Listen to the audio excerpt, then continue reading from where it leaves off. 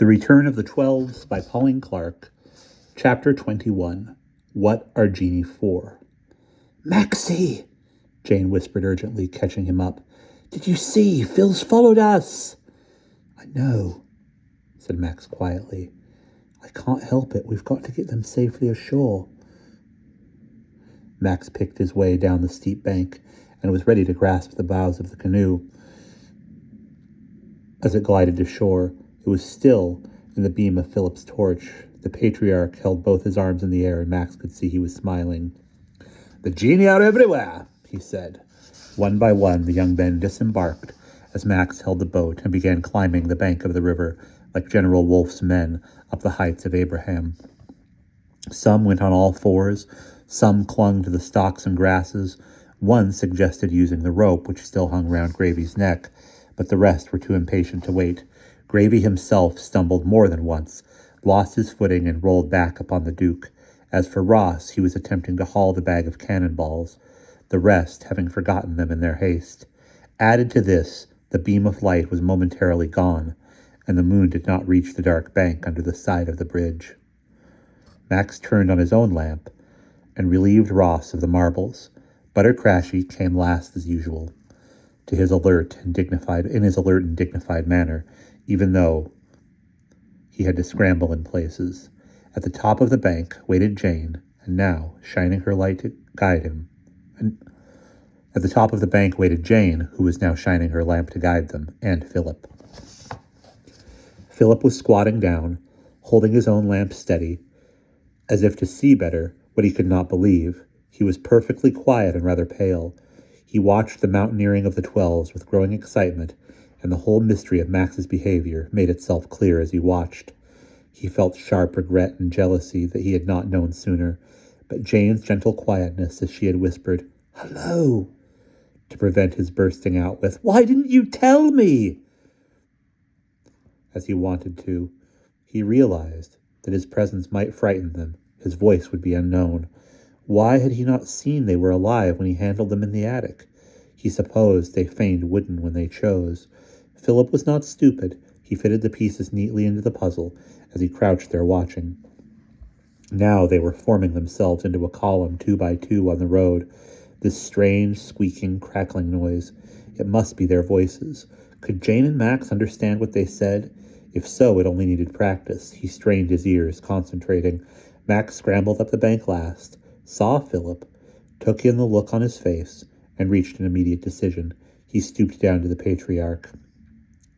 "The third Genii is here, O Patriarch," Max said, clearly picking butter up. "Will you meet him?" Buttercrashy blinked in the strong light of the bike lamp and nodded. Max held the small soldier out to Philip between his fingers and thumb. "Gently," he whispered. "Buttercrashy."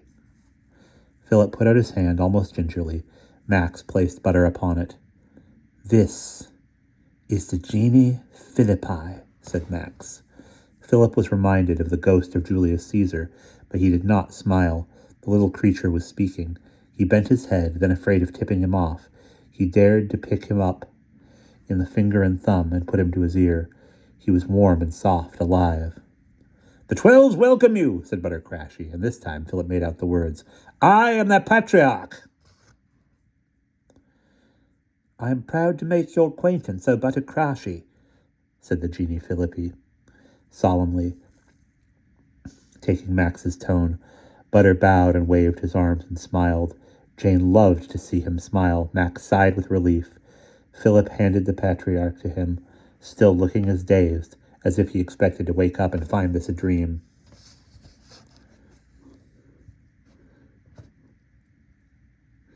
"Keep straight up this narrow track, Buttercrashy, until you reach a farmyard. There you can camp tomorrow.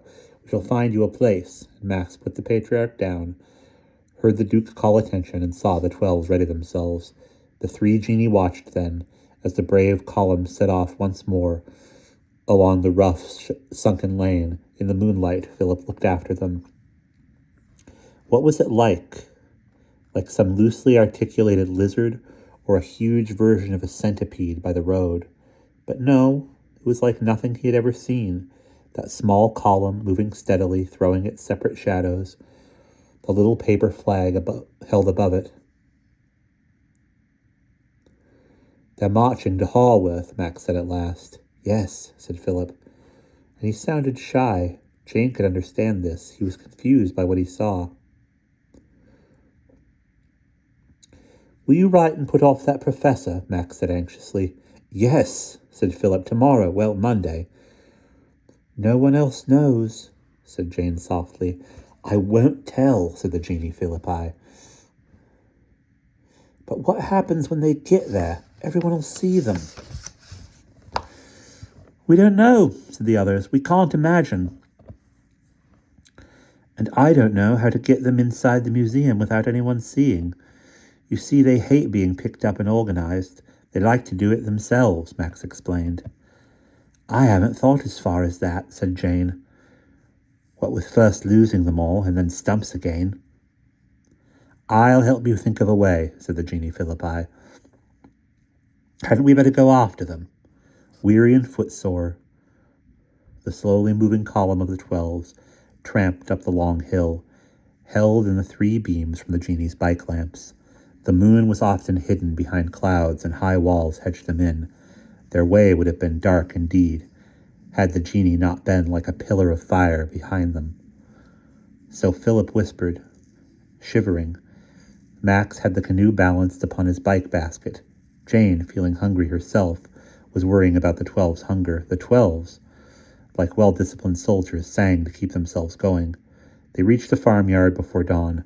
Philip knew the layout. He led the young men over a small straw stack, where between the balanced bales they could sleep warm and hidden. The little cave of straw looked cozy and inviting as he shone his lamp into it. The 12's filed in, singing. "Be careful tomorrow, Butter Crouchy. Don't come out in the daylight without looking. People will be about in the fields," whispered Max. "I shall do all you say," replied the patriarch, and he disappeared into the straw. The Genii bicycled home, cold, tired, and a little grumpy.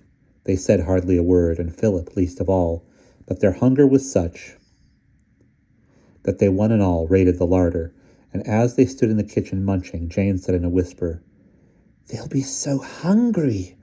I must take them something tomorrow." "Oh, they'll forage," said Philip, as he tiptoed off to bed. "Soldiers always do." Philip was right. This was exactly what next morning the young men decided they must do. It was all very well at first, as they flopped down comfortably in the warm, soft straw, so tired with the march that they thought of nothing but sleep. "Better than the captain's cabin," muttered Monkey, climbing up on a bale of his own. "Capital quarters and no mistake," said the Duke. "Fodder for horses, too," and he yawned hugely. "The elder Genii knows what he is about," remarked Sneaky. "He is as artful and ingenious as the ingenious Sneaky," muttered Perry. "You make the Genii in your own image." "Hush," growled Gravy. Can we not sleep and be thankful?" "Bless my liver and lights," said Bravey. "If that gravy doesn't still whine. Give us good cheer, man." And he planted the flag in the straw and curled up beneath it. Cracky and Tracky were already snoring. Their young legs were so tired. Ross had found himself a good nest and would not bother to talk. The stout-hearted Cheeky, leaning against Stumps, drew a long sigh of contentment, which shuddered through Stumps like a wind in the rigging. Stumps moved up and curled into a ball on his own. The patriarch surveyed what he could see of the noble 12s by the light of the moon, which now happened to shine into the chink. But this was precious little. He could, however, hear them, snoring, sighing, grunting, or muttering, according to temperament, and secure the feeling that they were all safe, fell asleep himself. This was all very well. But what of the sharp pangs of hunger which assailed them at daybreak? What was this that gnawed at Stumps as he sat up, clasping his stomach? Cracky was already crawling round the cave, searching diligently for grains left in the straw. But no grains are left by a harvester. He found not a single one and was reduced to chewing a stalk. "Hunger gnaws me vitals," said Bravey. Abstinence is all very fine, replied Cheeky the surgeon, now waking up, but starvation is known to be bad for the system. Speeches, speeches, said Perry. Let us go and forage. An army marches on its stomach, said the Duke wisely. We must stoke up, or we shall run down. Only a few green herbs in that animal's cellar, said Gravy dolefully. You were glad enough of them, Ross argued, jabbing him with a sharp elbow. I did not so much as have that, Stumps remarked stoically. Since you had eaten them all, I'm going outside. Stop! Halt! Said the patriarch, who had listened to these complaints, like those of the Israelites in the wilderness, with increasing anxiety. I was particularly warned by the Genii Maxi to take care. Monsters will be about. I forbid any young man to go outside until I have reconnoitered. I may myself find food enough.